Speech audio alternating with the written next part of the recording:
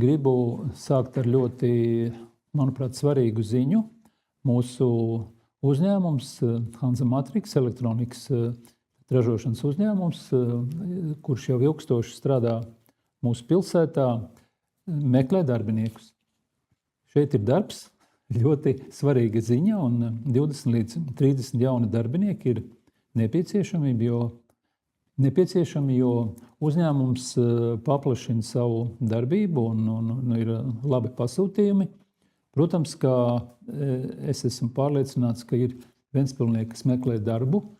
Bezdarba līmenis gan pilsētā ir zems, apmēram starp 3 un 4, apmēram 4% visu laiku, bet tie tomēr ir 700 cilvēku. Jā, varbūt ne visi viņi ir gatavi atgriezties darba tirgū, bet es domāju, ka vajag izvērtēt šo iespēju. Un uzņēmums nākamo pirmdienu, 8.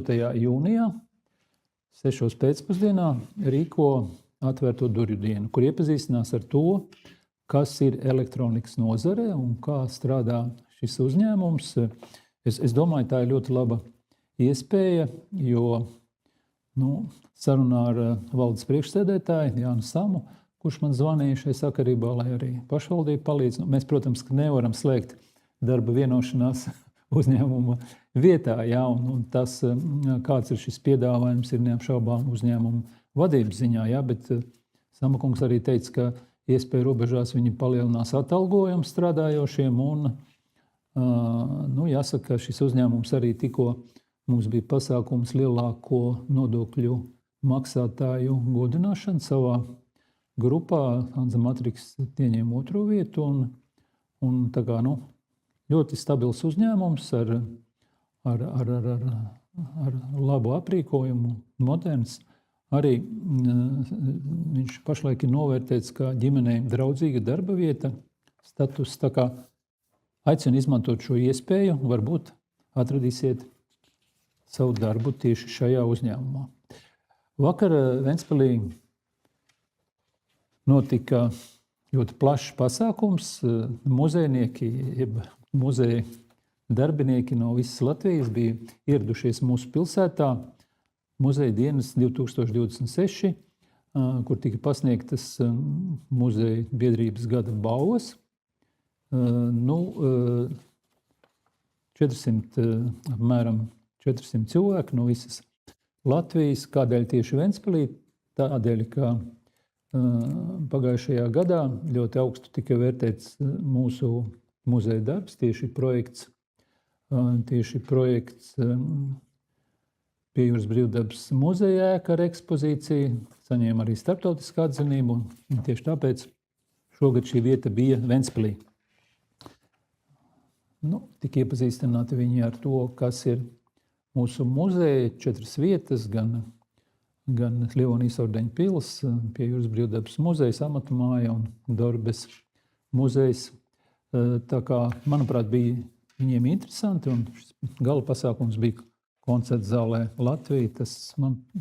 Es pārliecināts, ka tas arī bija interesanti daudziem viesiem, kuri bija atbraukuši un diez vai bija bijuši pēdējo gadu laikā mūsu pilsētā. Komunālā pārvalde informē, un manuprāt, tā ir ļoti, ļoti svarīga ziņa, kas bija aktuāla tieši vakar un tuvāko dienu laikā paliks aktuāla, par to, ka ir uzsākti būvdarbi TNT infrastruktūras uzlabojumu. Konkrēti iet runa par veseliem 3 projektiem. Tā ir Prāma iela posmā no Kuldīgas ielas līdz Ostas ielai. Tas ir daudzkārt jau pieminētais Brīvības un Sarkanmoža dambi krustojums, kurš tiks pārbūvēts par apļveida kustību, un arī Lačplēša un Lielā prospekta ielas krustojuma luksofora sistēmas modernizāciju. Es vēlreiz uzsveru un aicinu visus ventspilniekus, braucējus, arī kājām gājējus, tiem arī jāuzmanās par to, ka ir būtiski izmainīta kustības schēma pilsētā, un tas jāņem vērā. Un es esmu izrunājies vakar gan ar pašvaldības policijas vadītāju Ojāru Rudzīti, gan ar Andri Kausenieku, komunālās pārvaldes direktoru, lai mēģinātu padarīt, atvieglot šo te pārējais periodu, varbūt iespējams kaut kur jānodrošina regulēšana, kamēr ventspilnieki pierod pie šīs jaunās kustības schēmas. Kādēļ tas vajadzīgs? Tas vajadzīgs, lai maksimāli ātri šos remontdarbus pabeigtu. Skaidrs, ka pašlaik piekļuve prāmju terminālam būs ar tādu ļoti lielu apbraucamo ceļu, pa Lielo prospektu, pa Vasarnīcu ielu un pa Ostas ielu, var teikt no otras puses, jo faktiski prāmju iela šajā posmā tiks slēgta. Arī autobusu pietura no prāmju ielas pārvietosies uz laiku uz Tirgus ielu, savukārt Brīvības ielas un Sarkanmuža dambi krustojuma pārbūves laikā sabiedriskā transporta kustība netiks pārtraukta. Tā kā tur būs pagaidu pieturvietas. Šie darbi jāpabeidz 2 mēnešu laikā. Tas ir ļoti saspringts termiņš, jo mums jāatjauno pilsētas ierastā transporta schēma līdz pilsētas svētkiem. Tā kā aicinu visus būt ļoti uzmanīgiem un sekot zīmēm, kas ir uzstādītas. Un visu laiku, ja kādam ir kādi ierosinājumi, ka varbūt kaut kas nav pareizi, droši zvaniet, informējiet, mēs operatīvi reaģēsim. Kā jau katru gadu, sākoties jaunajai vasaras sezonai, arī šoreiz Ventspils pludmale ir iegūsi zilo karogu. Un 6. jūnijā 2012. Pludmalē pie galvenās ieejas, 4. laipa tā saucamā, notiks zilā karoga pacelšana. Zilais karogs zilā karoga kustība ir starptautiska kustība, un ja šis karogs tiek piešķirts, tad tas apliecina, ka ir sagatavota pludmale atbilstoši visām prasībām, ir kvalitatīvs ūdens, ir drošība, ko faktiski pludmales šo te glābēju dienestu jau kuro gadu nodrošina pašvaldības policija. Tā kā zilais karogs ir jau 28. reizi mūsu pludmalē. Komunālā pārvalde informē, ka noslēgušies Esplanādes teritorijas pārbūves darbi Rīgas ielā. Tas ir tāds celiņš pāri zaļajai zonai starp prokuratūras ēku un šo jau pieminēto mūsu preses konferencē Lielo patvertni. Ja? Tur ir gan gājējiem, gan velosipēdistiem izbūvēta infrastruktūra un arī apgaismojuma modernizācija. Tā kā tas vērtības ziņā, tas, protams, arī ceļš savā ziņā uz 4. vidusskolu, un šis jautājums ir atrisināts un sakārtots. Arī Tallas ielā 7 ir pabeigta rotaļu laukumu gumijas seguma remonts ir pabeigts, un rotaļu laukums kalpojas jau 15 gadus, tā kā bija pienācis laiks to mainīt. Protams, ka rūpējamies par drošu un kvalitatīvu vidi bērniem. Vēl viena informācija no komunālās pārvaldes, ka izsludināts kārtējs konkurss Pilsētas rota 2026, kurš šogad notiks jau 28. reizi.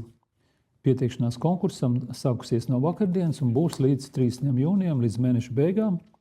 Un ir, protams, mājaslapā pieejams mūsu pašvaldības tīmekļa vietnē ventspils.lv. Var atrast informāciju, kā pieteikt savu dārzu. Var pats pieteikt, var arī kādu dārzu, kurš patīk un kurš varbūt pats kautrējas un nav gatavs. Tā kā visi var aktīvi iesaistīties. Ir arī balvas. Pirmā vieta 350 eiro, otrā 250 un trešā vieta 150 eiro. Nominācija arī būs skatītāja simpātija. Uzvarētājs saņems ceļazīmi 2 personām profesionālās pieredzes apmaiņas braucienam. Jūlijā mēnesī tiks žūrija izvērtēs gan individuālo māju šo sacensību, gan arī, kā parasts, būs izglītības iestādes un skats no malas nominācija skatītāji simpātija. Visu šo informāciju var atrast pašvaldības portālā, tā kā esiet aktīvi, ir ļoti daudz, manuprāt, skaisti dārzi, kuri ir pelnījuši saņemt šo balvu pilsētas rota. Es domāju, ka daudzi vecāki jau zina, un es varbūt sīkāk nepakavēšos, bet kā katru gadu mēs pasniedzām izglītības inovācijas balvas un kopā dažādiem par dažādiem sasniegumiem, gan mācību ziņā, gan zinātnes pētniecisko darbu izstādē, konkursos, skatēs, skolēnu mācību uzņēmumos. Balvas saņēma 76 skolēni un 59 skolotāji pedagogi, tā kā ļoti plašs apbalvojamo klāsts. Un pagājušajā svētdienā svinējām bērnu svētkus, arī apbalvoju ļoti svarīgas izcilus mūsu pedagogus, bērnu dārza Rūķītes pedagogu Viju Kalniņu, otrās pamatskolas pedagoģi Sanitu Lāci un centra sākuma skolas pedagoģi, diriģenti Santu Trēlību par augstiem sasniegumiem ar pašvaldības atzinības rakstiem. Digitālais centrs informē, ka notiks pasākums 11-15 gadus veciem bērniem Vizjuma nakts zinātnes misija.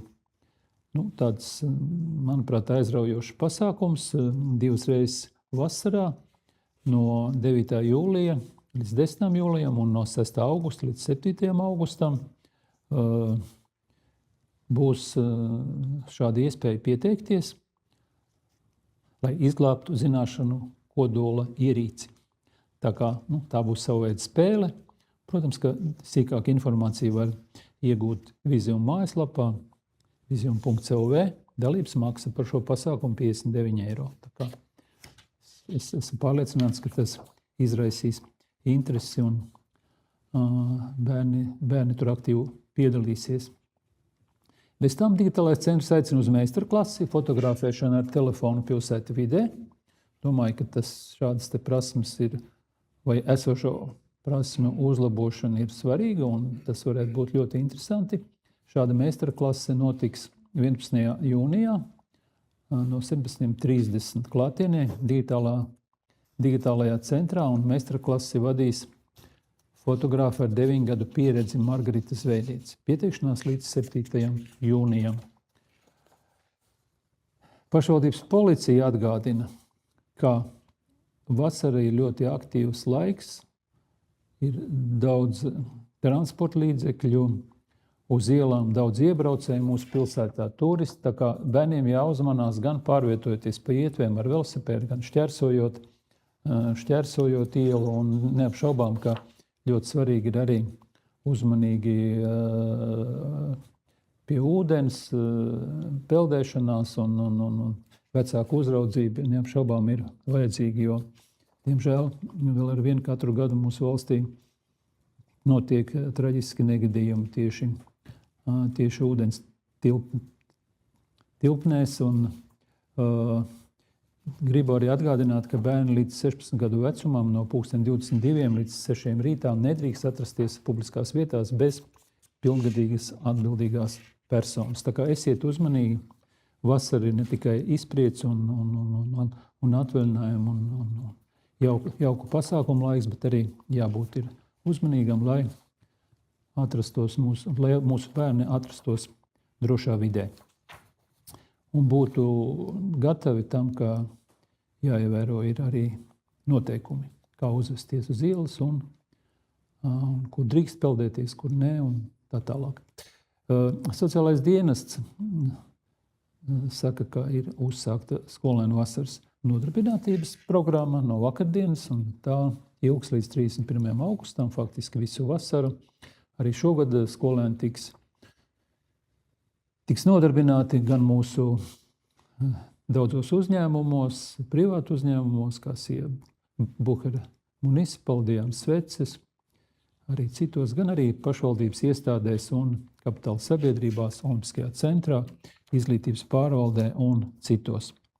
Tā kā, manuprāt, tas ļoti labi, tiek iegūt pirmā darba pieredze, iespēja nopelnīt iespējams savu pirmo algu, atbildības sajūtu, komunikācijas prasmes tiek attīstītas.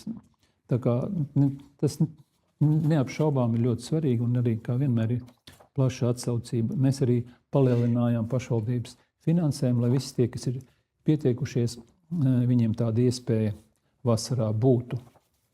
Ziemeļkurzemes reģionālā slimnīca informē, ka izveidots mācību un simulāciju centrs,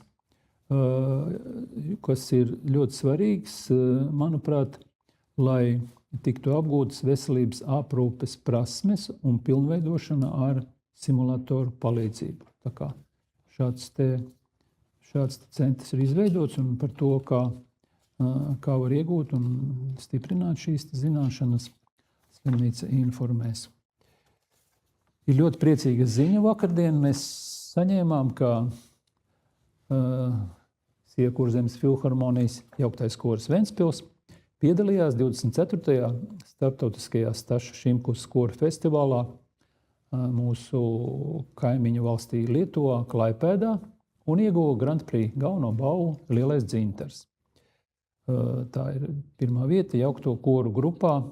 Nu jā, un tagad gan galveno balvu, gan pirmā vieta jaukto koru grupā, gan galvu par labāko obligātā skaņdarbu izpildītāju. Es atvainojos izpildījumu, balvu par labāko savas valsts komponista skaņdarbu izpildījumu. Aigars Merī, mēs zinām, ka ir šī mūsu kora diriģents. Kopumā uzstājās 9 jauktie kori no Latvijas, Čehijas, Ukrainas un Lietuvas, un tas, manuprāt, ir ļoti labs panākums. Jāsaka, pašvaldība šo finansējumu, lai varētu piedalīties šajā starptautiskajā koru festivālā, piešķīra korim par ļoti labiem panākumiem iepriekš dziesmu svētkos, un kā redzat, tas tika ļoti veiksmīgi izmantots un iegūta vēl viena balva. Vakar, 12. sākās tirzniecību uz koncerta zāles Latvija. Otrā pusgada abonentu. Kopumā ir paredzēti 5 koncerti, uz kuriem uz visiem vienlaicīgi bija iespējams iegādāties apmeklējuma biļetes. Abonenta cena ir 100 eiro uz 5 koncertiem, un tur ir, manuprāt, ļoti tādi atzīstami un populāri izpildītāji, kā pazīstama operas dziedātāja soprāns Kristīna Opolais, mūsu, es teiktu, ļoti iecienītais komponists Raimunds Tiguls, violniece Elza Siliņa, Liepājas simfoniskais orķestris, pianists Vestards Šimkus. Tā kā izmantojot šo iespēju, es ceru, ka abonenti vēl ir pieejami. Par sportu ir ļoti laba ziņa, ka beigušās sacensības dažādos sporta veidos, jo mācību gads ir beidzies arī sporta skolās, un mūsu sporta skolas Spars, 2 zēnu komandas, ir guvušas ļoti labus panākumus. Sporta skolas Spars U17 zēnu komanda ir kļuvusi par Latvijas jaunatnes basketbola līgas čempioniem. Jāsaka, šāds te panākums nav bijis 5 gadus. 2020. gadā šādu panākumu ieguva viena no mūsu zēnu komandām. Un tagad pēdējā spēlē komanda spēlēja ar RBS Jugla U17 komandu. Sīvā ciņā mūsu komanda guva uzvaru 94-88. Tā kā es apsveicu gan treneri Matīs Graudiņu. Jāpiezīmē arī, ka MVP šajā te finālā tika atzīts par MVP, jeb visvērtīgāko spēlētāju Jākabs Graudiņš. Es ļoti ceru, ka arī mūsu basketbolistiem jaunajiem būs tālāk arī laba attīstība, un mēs iegūsim arī pieaugušo komandā ar laiku papildinājumu, un U14 komanda arī cīnījās godam un izcīnīja 2. vietu savā U14 grupā. Arī šeit, var teikt, ka Ernests Ozols iekļuva simboliskajā zvaigžņu komandā, ja? Tā kā arī U14 mūs iepriecināja, un šeit paldies trenerim Robertam Prūsim par to, ka viņš ir sagatavojis šādu komandu. Tā kā gan Matīsam Graudiņam, gan Robertam Prūsim. Liels paldies par darbu. Tuvojas pusmaratons nākamajā nedēļas nogalē. Un šodien, 2. jūnijā, 18. Būs koptreniņš Reņķu dārzā. Skriešanas treniņu vadīs 6-kārtējais Latvijas čempions maratonā Kristaps Bērziņš. Nojošanas nodarbību vadīs Aiva Laksberga. Un būs pieejamas arī nūjas, ja nu kāds atnāks bez nojām. Un pasākumu laikā dalībniekiem būs iespēja piedalīties bauvu izlozē. Galvenā bauva būs Mizuno skriešanas apave no Sija sporta punkts. Koptreniņš ir bez maksas. Tajā aicinātu piedalīties gan pieredzējuši skrējēji, nojotāji, gan arī iesācēji. Tā kā jau teicu, pusmaratons jau 7. jūnijā, un kā vienmēr būs pusmaratona distance 10,6 km, 5 km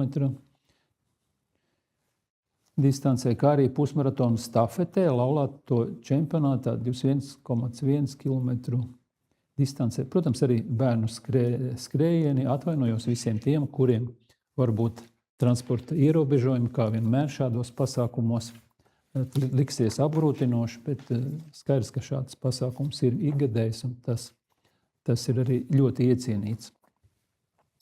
Pēdējais ir sākusies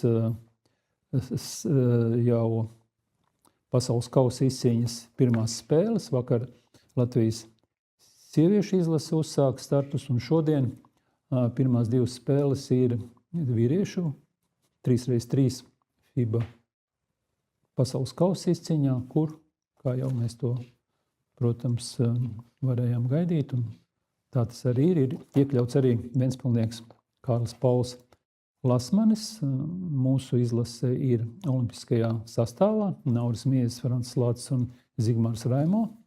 Tā kā šovakar pirmās 2 spēles ar Čehiju un Mongoliju. Es atvainojos ar ASV un Poliju, ar Čehiju un Mongoliju turpmāk. Tā kā turam īkšķi par mūsu Kārli, lai izdodas pasaules kausu. Viņš vēl nav iegūs. Visa pārējā veida balvas viņam ir. Tas arī viss. Paldies!